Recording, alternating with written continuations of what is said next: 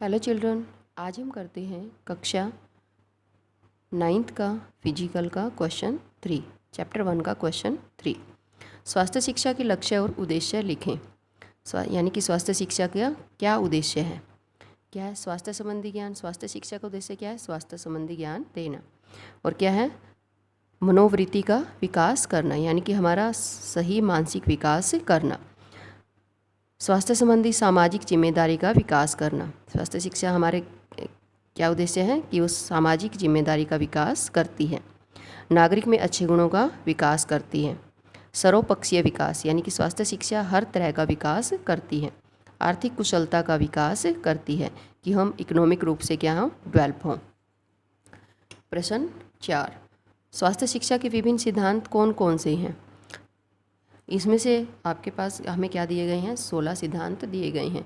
इनमें से आप कोई भी 8 लिख सकते हो।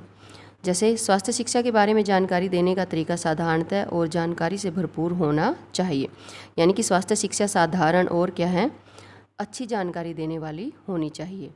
स्वास्थ्य शिक्षा का कार्यक्रम लोगों की आयु और लिंग के अनुसार होना चाहिए।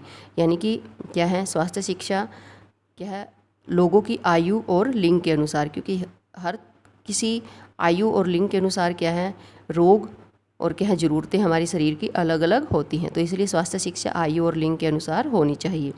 स्वास्थ्य शिक्षा का कार्यक्रम लोगों की आवश्यकताओं, रुचि और पर्यावरण के अनुसार होना चाहिए, क्योंकि हमारा मौसम हर जगह क्या है, अलग अलग होता है। कहीं पर ठंड अधिक होती है, कहीं पर गर्मी अधिक होती है। तो क्या है, हमारी आवश्यकताओं, रुचि और पर्यावरण के अनुसार होना चाहिए। स्वास्थ्य शिक्षा पढ़ने लिखने तक ही सीमित नहीं होनी चाहिए, बल्कि क्या है, उसकी प्राप्तियों के बारे में भी कार्यक्रम बनाने चाहिए। यानी कि क्या है, पढ़ने लिखने के साथ ही नहीं, बल्कि क्या है, उसकी क्या है, प्राप्तियों के बारे में, यानी कि हम उस फिजिकल वर्क भी करवाना चाहिए। स्वास्थ्य शिक्षा का कार्यक्रम जिंदगी से प्राप्त मुश्किलों के स्तर के अनुसार बनाना चाहिए। यानी कि ज़िंदगी में जो जो हमें मुश्किलों का सामना करना पड़ता है, उनके अनुसार बनाना चाहिए।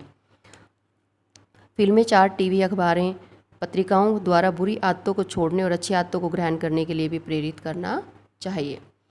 बच्चे की अच्छी आदतों को उत्साहित करना चाहिए ताकि उनके सोचने के तरीके बदल सकें। स्वास्थ्य शिक्षा का कार्यक्रम बच्चे के शारीरिक और मानसिक स्तर के अनुसार होना चाहिए, जैसे कि हमने यहाँ पे बताया था, आयु और लिंग के अनुसार होना चाहिए। स्वास्थ्य शिक्षा के बारे में जानकारी देते समय जिंदगी से प्राप्त मुश्किलों पर ही वार्तालाप होनी चाहिए। और स्वास्थ्य शिक्षा का कार्यक्रम केवल स्कूलों तक सीमित नहीं होना चाहिए, बल्कि यह प्रत्येक व्यक्ति के जीवन का अंग बनना चाहिए। यानी कि स्वास्थ्य शिक्षा केवल स्कूलों में ही नहीं दी जानी चाहिए, बल्कि हमारे समाज के हर कोने में दी जानी चाहिए। स्वास्थ्य शिक्षा का कार्यक्रम रुचिपूर्ण और शिक्षा से भरपूर होना चाहिए। स्वास्थ्य शिक्षा का कार्यक्रम प्रस्तुत करते समय लोगों को प्रचलित भाषा का प्रयोग करना चाहिए। यानी कि स्वास्थ्य शिक्षा जब दी जाए तो वहाँ किस क्षेत्र की जो भी प्रचलित भाषा, आम भाषा है, उसका प्रयोग करना चाहिए ताकि लोगों को अच्छे से समझ आ जाए। और स्वास्थ्य शिक्षा का कार्यक्रम बनाते समय संक्रामक और असंक्रामक बीमारियों के बारे में और उसके उपायों के बारे में भी बताना चाहिए। और केवल एक व्यक्ति तक ही सीमित नहीं रहना चाहिए, बल्कि इसका क्षेत्र विशाल होना चाहिए। यानी कि ये सबके लिए होना चाहिए। स्वास्थ्य शिक्षा का कार्यक्रम लोगों की आंतरिक भावनाओं को जानकर ही बनना चाहिए।